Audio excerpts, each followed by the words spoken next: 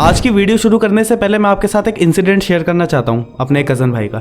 मेरे कज़न भाई है जो जयपुर में रहता है, नाम नहीं लूँगा मैं उसका। तो मेरे कज़न की हमेशा से एक बुरी आदत थी कि उसे टाइम को मैनेज करना कभी नहीं आया था अपनी टीनेज में। वो मर्जी से सुबह उठता था, मर्जी से खाता था, मर्जी से पढ़ता था, दोस्तों के साथ घूमता था, सोता था, सब अपनी मर्जी से। कभी टाइम की वैल्यू को सीरियस नहीं लिया। एक टाइम के बाद जब वो इस रियल दुनिया की भीड़ में निकला, जॉब वगैरह स्टार्ट कर दी, तब उसे बहुत परेशानी होने लग गई। वो अपने टाइम को मैनेज ही नहीं कर पा रहा था। सुबह उठने से लेकर रात को घर वापस आने तक उसकी ज़िंदगी सिर्फ धक्कों में गुजर रही थी। कोई इंजॉयमेंट नहीं, फैमिली के लिए टाइम नहीं, फाइनेंशियल प्लानिंग नहीं, कुछ भी नहीं। एक दिन फिर उसका मेरे पास कॉल आया और उसने मुझे अपनी सारी प्रॉब्लम बताई।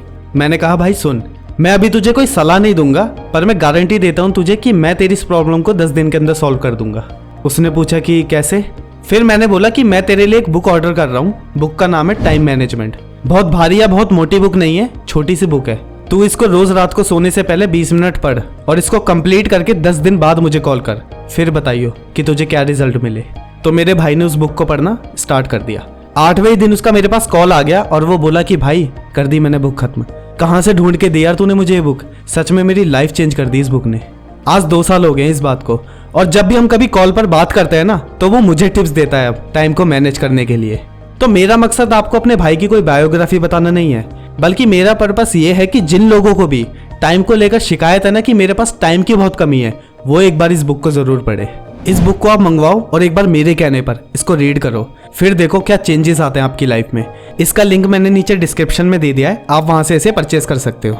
इसी के साथ मैंने कुछ पॉइंट्स निकाले हैं इस बुक से कि डेली लाइफ में हम जिन परेशानियों को फेस करते हैं टाइम को लेकर, उनको हम कैसे बेटर बना सकते हैं। ठीक है, वीडियो बहुत जबरदस्त होने वाली है आज की, तो चलो बिना टाइम वेस्ट किए इसे शुरू करते हैं। तो दोस्तों पहला पॉइंट कहता है कि आप अपना टाइम टेबल बनाने की हैबिट बना लो। अब जैसे हम अपने पैसों का बजट बनाते हैं ना कि मुझे कितना कहाँ खर्चना है, कितना किस चीज़ के लिए बचाना है, ठीक वैसे ही अब हमें अपना एक छोटा सा टाइम टेबल बनाने की हैबिट बनानी होगी। क्योंकि अंधाधुंध कामों को करने से देखो कोई फायदा होने वाला नहीं है। हमारे दिमाग में जब जो काम याद आएगा हम उसे तभी निपटाने की कोशिश करेंगे, और इसलिए हमारे आधे से ज़्यादा काम वैसे ही छूट जाते हैं। इस मामले में बहुत से एक्सपर्ट ये सलाह देते हैं कि वीक में एक बार या मंथ में एक बार हमें अपना टाइम टेबल बनाना चाहिए और उसे फॉलो करना चाहिए।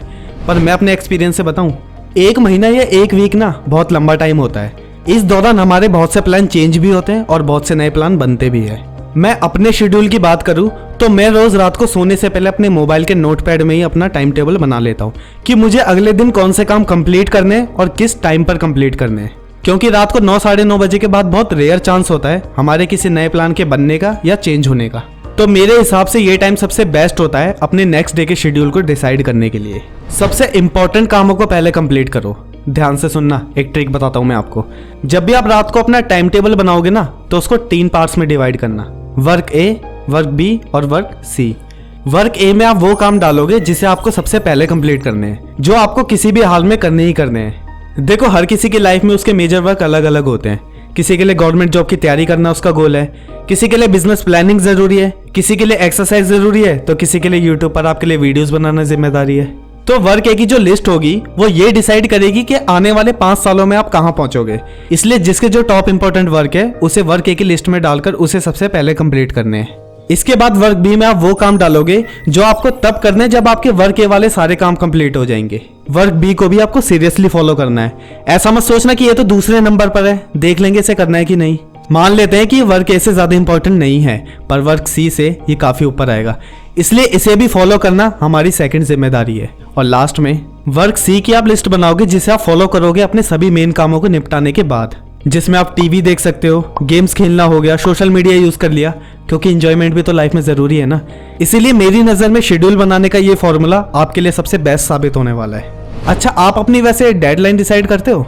देखो आप कितना ही बढ़िया टाइम टेबल बना लो, उसमें work A B C D Z जितना मर्जी ऐड कर लो, पर अगर आपके टाइम की कोई डेडलाइन नहीं है ना, तो वो काम आपका जिंदगी में कभी पूरा नहीं होने वाला। काम तो देखो हम डिसाइड कर लेते हैं कि क्या करना है, पर उस काम को खत्म कब करेंगे अगर यही डिसाइड नहीं होगा तो वो काम महीनों सालों तक चलता ही रहेगा बस। फिर क्या फायदा हुआ हमारा टाइम टेबल वगैरह बनाने का। जब हम काम की डेडलाइन डिसाइड करते हैं ना, तो उस काम को हर हाल में कैसे भी कंप्लीट करने का एफर्ट लगाते हैं। सुबह जल्दी उठते हैं, ऑफिस के कामों के बीच से टाइम निकालते हैं, रात को देर तक काम करते हैं, पर उस काम को कंप्लीट करते ही करते हैं किसी भी हाल में। एक एग्जांपल देता हूं मैं आपको।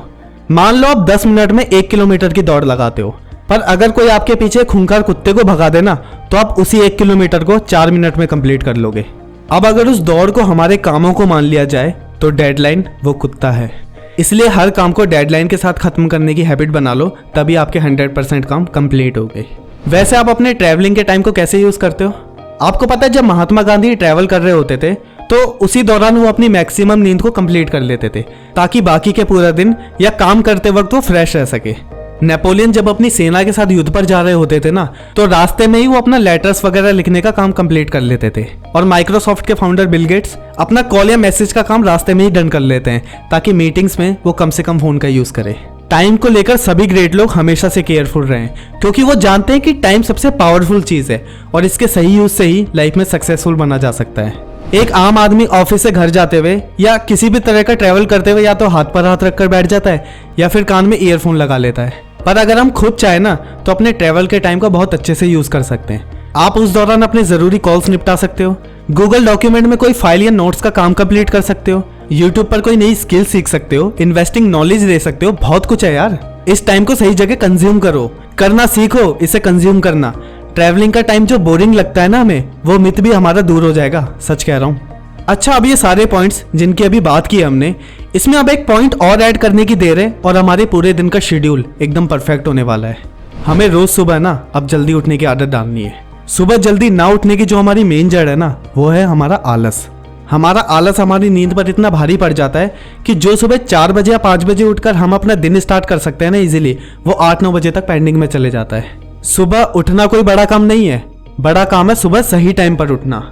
सोचो, जो हमारा टाइम टेबल है, अगर हमने उसे सुबह 5 बजे से फॉलो करना शुरू कर दिया तो कितना टाइम बचेगा हमारा।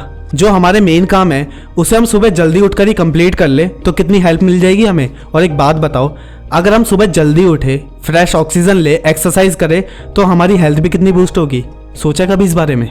एक वीडियो बनाई थी मैंने कि सुबह जल्दी उठने के लिए जो हमारे माइंड में मोटिवेशन की कमी होती है ना, उस मोटिवेशन के लेवल को हम कैसे हाई कर सकते हैं।